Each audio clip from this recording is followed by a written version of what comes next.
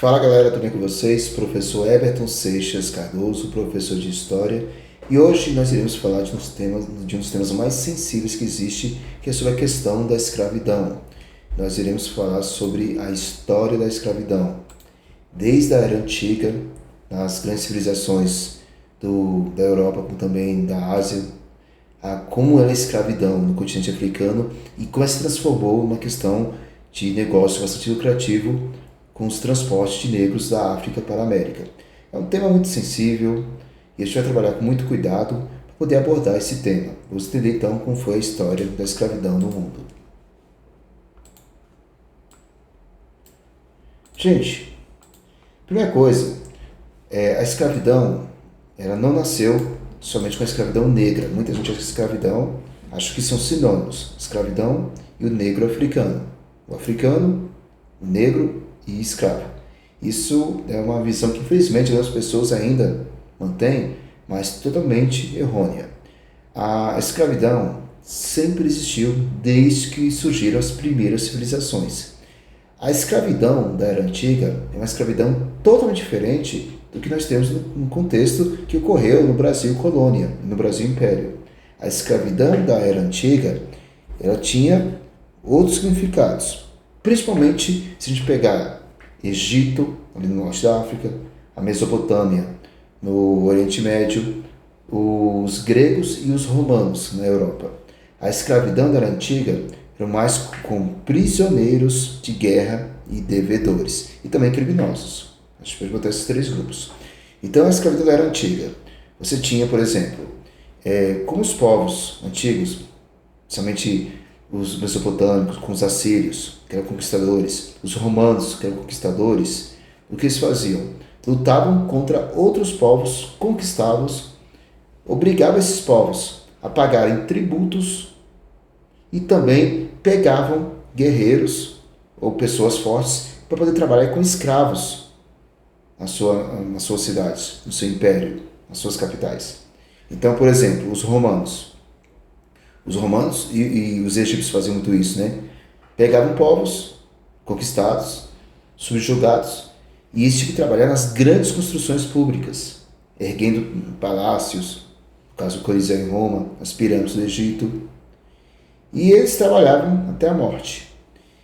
No caso, nos romanos, também tinham os escravos, como os gladiadores, que faziam a diversão, o pão e circo para a população romana. Então, e podia conquistar até a sua liberdade, se fosse campeão de um torneio, por exemplo. Então, a escravidão da Era Antiga, primeiramente, era com prisioneiros de guerras. No caso dos gregos, por exemplo, tinha a escravidão por devedores. Esses escravos, que estão acontecendo na Índia Antiga também, você pagava tributos para o imperador, para o rei, para o governante, e se de repente você não conseguisse liquidar com o pagamento dos seus tributos, com suas dívidas, você poderia ser escravizado de forma temporária, até que aquela servidão que você era colocado conseguisse arcar e pagar com o que você estava devendo para o governo. Então, também tinha escravidão por devedores.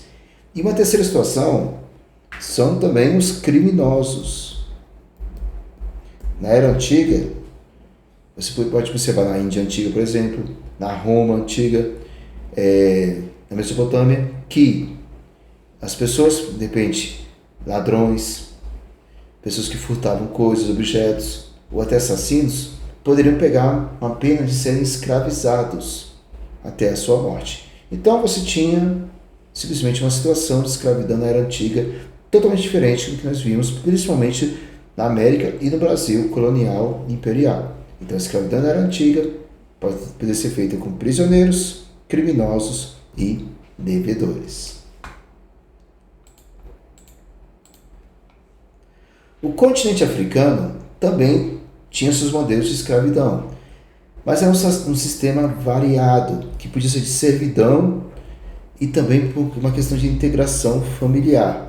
Isso também aconteceu, gente, na Grécia e na Roma Antiga. Não era uma escravidão mercantilizada. Como assim? Vou explicar.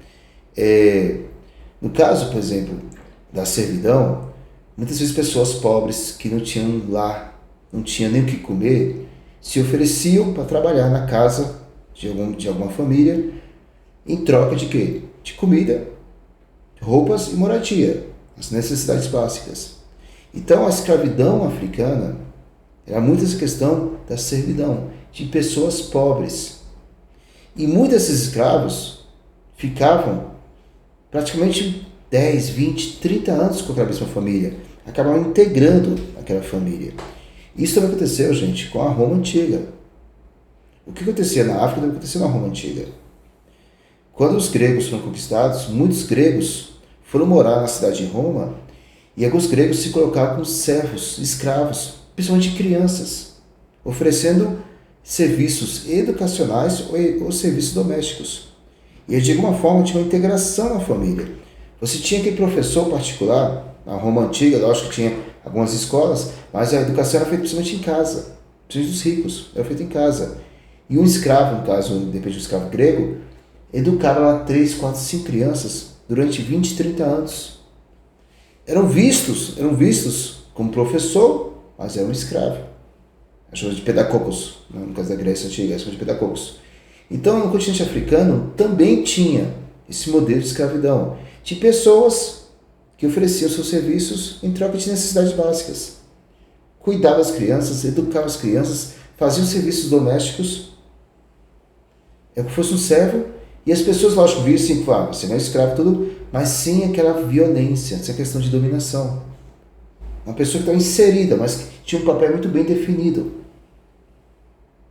No caso dos gregos que foram morar na cidade de Roma, esses pedagogos, que eram professores, eles podiam até disciplinar as crianças.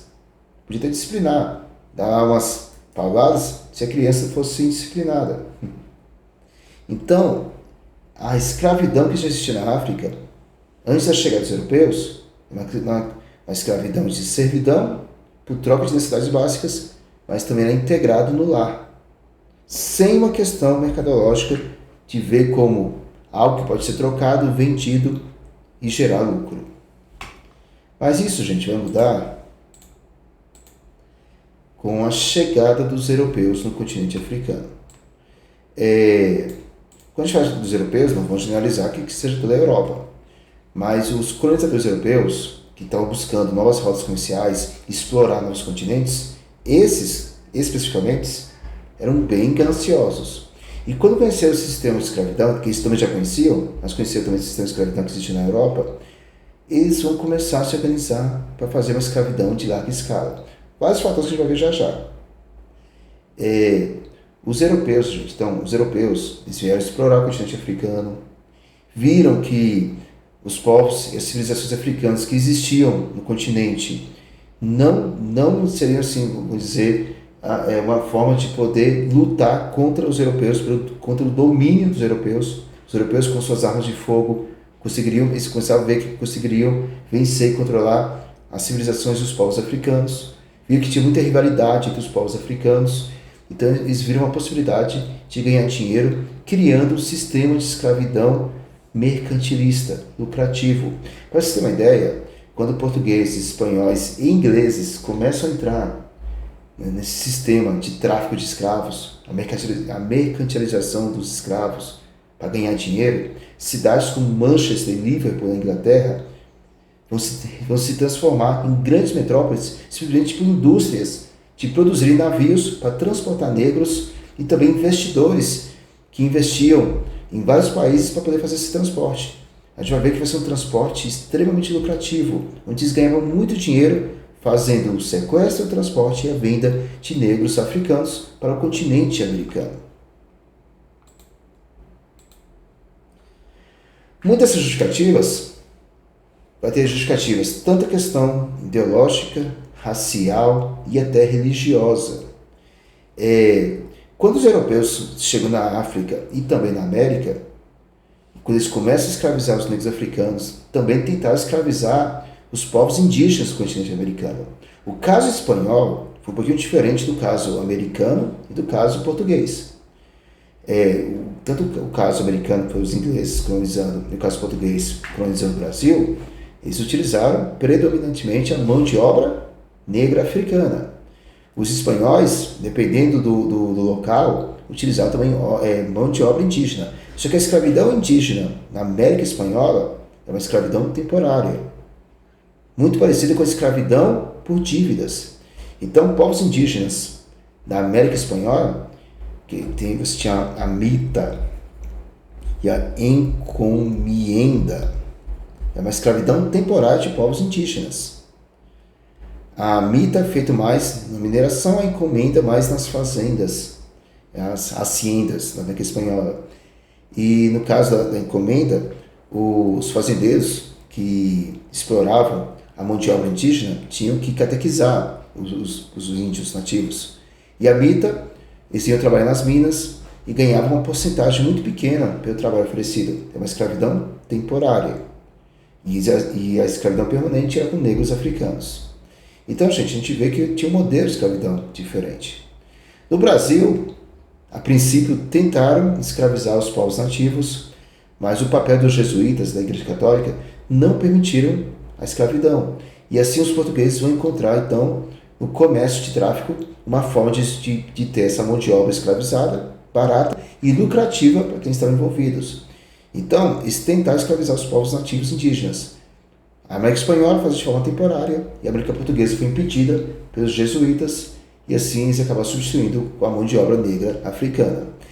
E a discussão, gente, vem tanto uma questão de civilizar os povos negros africanos, como um discurso que os africanos eram povos bárbaros, que eles deveriam ser escravizados para simplesmente serem civilizados. Eles conhecer a forma de trabalho e organização do mundo europeu, que seria algo lucrativo para eles.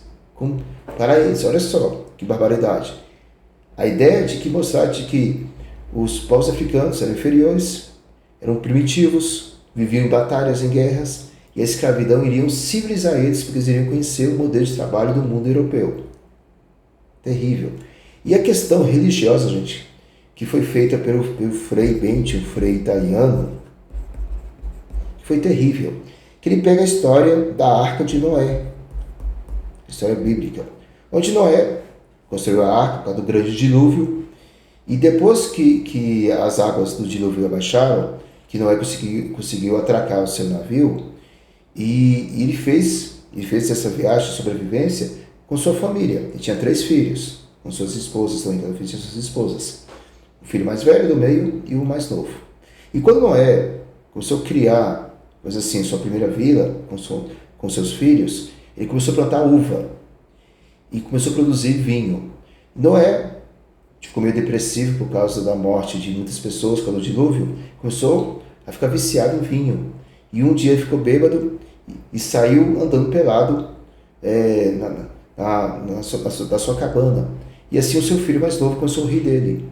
Os seus filhos, o mais velho do meio, trataram Noé da ressaca, e Noé, indignado porque o filho mais novo não ajudou ele, ficou rindo dele, ele puniu o filho mais novo para ser escravo dos 2 filhos. Então o filho mais novo foi o escravo dos 2 filhos. Sim, e daí?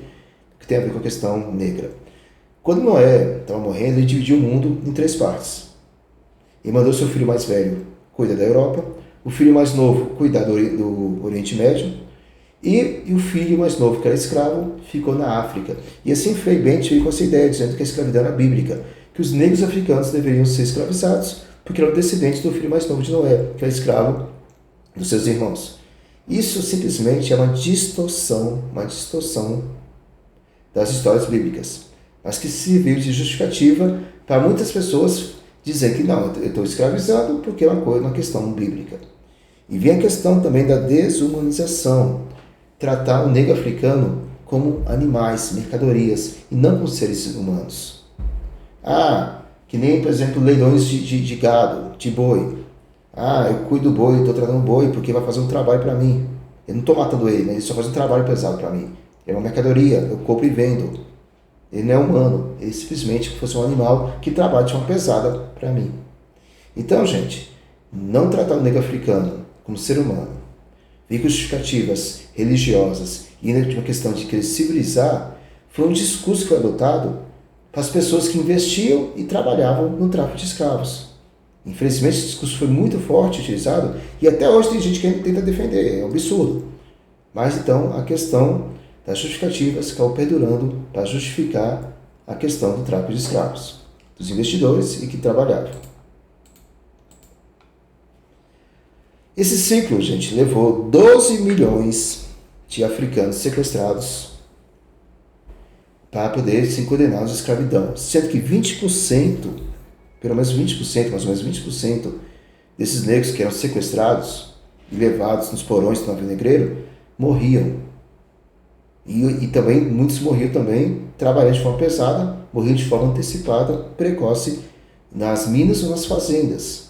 Foram 400 anos, desde o século XVI até o século XIX, sendo trabalhados como escravizados no continente americano. São números terríveis, mas são números reais. E assim, gente, nasceu o chamado comércio, o tráfico de escravos, utilizando como grande símbolo o navio negreiro.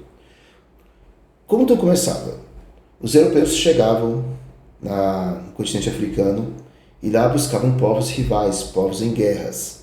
Esses povos rivais faziam ali um comércio de troca, onde os europeus ofereciam produtos, mercadorias e até armas de fogo, mas armas de fogo obsoletos para os europeus, mas para os africanos de grande valor.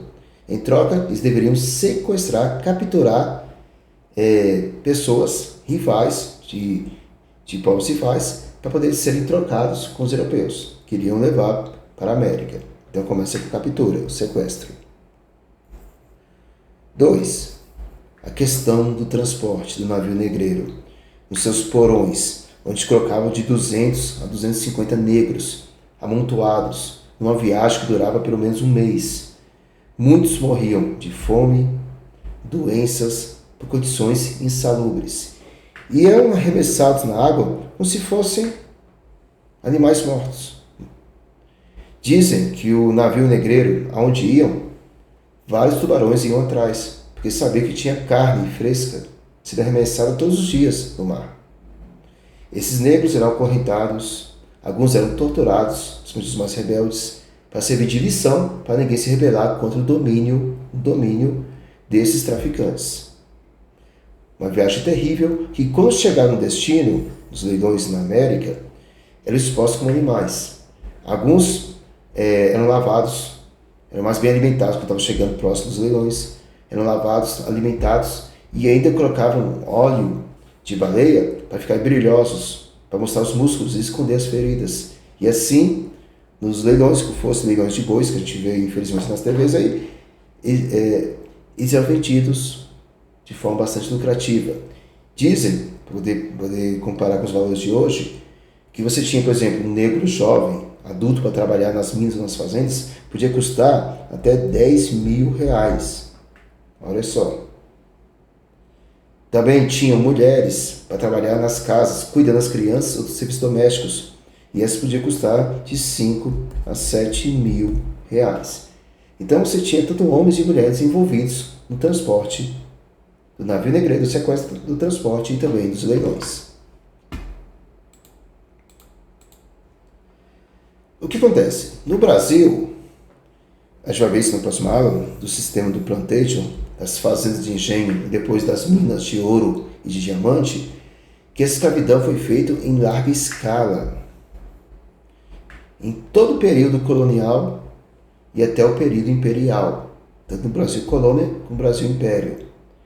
A gente vai ver que depois, nos movimentos abolicionistas que vão nascer, com negros libertos que conquistaram sua liberdade, conseguiram convencer a mídia, a população, alguns parlamentares, até levar a princesa Isabel a assinar a Lei Áurea. Mas um processo lento que levou todo o período imperial. Essa escravidão foi a base, vamos dizer assim, do capitalismo para a questão do acúmulo de riquezas, do comércio lucrativo, dos investidores, envolvendo, de alguma forma, Europa, África e América. O Brasil foi o que mais recebeu negros escravizados. Brasil e Estados Unidos. A América Espanhola também. Mas o Brasil foi o epicentro, onde recebeu pelo menos 4 milhões, quase a metade, apenas 35% dos negros que foram escravizados da África para a América, sendo investida, financiada por europeus. E o que acontece que a gente vai ver também, em outros capítulos, que esses negros resistiram, tanto na África, onde intensificou mais ainda a guerra local entre grupos rivais, e muitos desses grupos brigavam para poder estar no lado europeu. Olha só, muitos grupos brigaram para estar no lado do europeu, para poder oferecer seus inimigos como escravos. E aqui no Brasil, a questão da resistência, nascimento dos chamados quilombos, onde eram vilas que sabiam que eles não conseguiriam retornar para a sua terra natal, mas podiam manter suas tradições, a sua cultura. Uma das mais famosas foi a de Palmares. Zumbi dos Palmares vai ser considerado um símbolo da resistência negra contra a escravidão. Ele se transforma em um símbolo. Eles trazem uma ideia de irmandade, porque estão em território hostil, território desconhecido, e buscando sempre sua libertação, alforria. Então, gente, a luta pela dignidade vai existir, onde no Brasil mais de 1.000 quilômetros vão se espalhar por todo o território nacional, locais onde se escondiam para defender a sua cultura, as suas tradições e também fugir da escravidão, e buscando sempre ajudar seus amigos que estão sendo escravizados, quer dizer, seus parentes, seus amigos, pessoas da sua própria nação. Vamos fazer aqui questões para poder revisar esse conteúdo. Questão 1. Diferencia a escravidão antiga da moderna. Lembrando que a antiga, o que aconteceu com as civilizações antigas do Oriente Médio, ali também na Ásia com a Índia e também na Europa ou no norte da África com o Egito, era por 3 fatores. 1. Por dívidas, por guerras, por criminosos. Já a escravidão moderna foi uma escravidão por investimento, por causa de um comércio lucrativo, questão do racismo, dizendo que os negros eram inferiores, deveriam ser civilizados, e até uma justificativa religiosa, dizendo que era algo bíblico, por causa de uma distorção da história da Arca de Noé. 2. Quais foram as justificativas para a escravidão negra? Acabei de dizer aqui. 3. Como era o sequestro, transporte e comércio dos negros. Lembrando que o sequestro, os europeus, que estão envolvidos no tráfico de escravos, incentivavam grupos rivais para um capturar o outro, sequestrar o outro, para serem vendidos pelos europeus, que transportavam em navios negreiros, uma viagem terrível, desumana, e quando chegavam na América, eram leiloados como se fossem animais. Ok? Então, gente, é um tema sensível, triste, mas vale a reflexão, vale o pensamento, e entender por que existem até hoje essa discussão, a questão da homenagem dos Zumbi dos Palmares, para poder simplesmente entender e compreender que a escravidão negra foi muito diferente da escravidão antiga. Nunca se justifica qualquer tipo de escravidão. É algo desumano, terrível, mas que infelizmente aconteceu na história da humanidade. A gente deve fazer essa reflexão, conhecer e não aceitar que exista isso novamente. Aprender a história para poder defender o nosso presente e o nosso futuro. E a questão, principalmente do racismo, quando uma pessoa xinga o outro de negro, preto, ela não tem o mesmo impacto de chamar o outro de branquelo. Por quê? Branquelo também é ofensa. Mas o negro e preto, quando a pessoa xinga você de negro e preto, está se remetendo, quer dizer, relembrando o seu passado como se você fosse um escravizado inferior, com essas justificativas terríveis. Por isso que a palavra negro e preto tem um impacto maior, porque se remete à questão da escravidão, querendo te inferiorizar. Por isso que é inaceitável. Não ofenda ninguém, vamos buscar a paz, cada um vivendo. Se quer fazer uma coisa competitiva, que seja nos esportes. Quem ganhou, comemora. Quem perdeu, vamos lá melhorar e ganhar de novo, mas sem promover a guerra. Ok? Obrigado, gente. Vale a reflexão. Até a próxima aula. Tchau, tchau.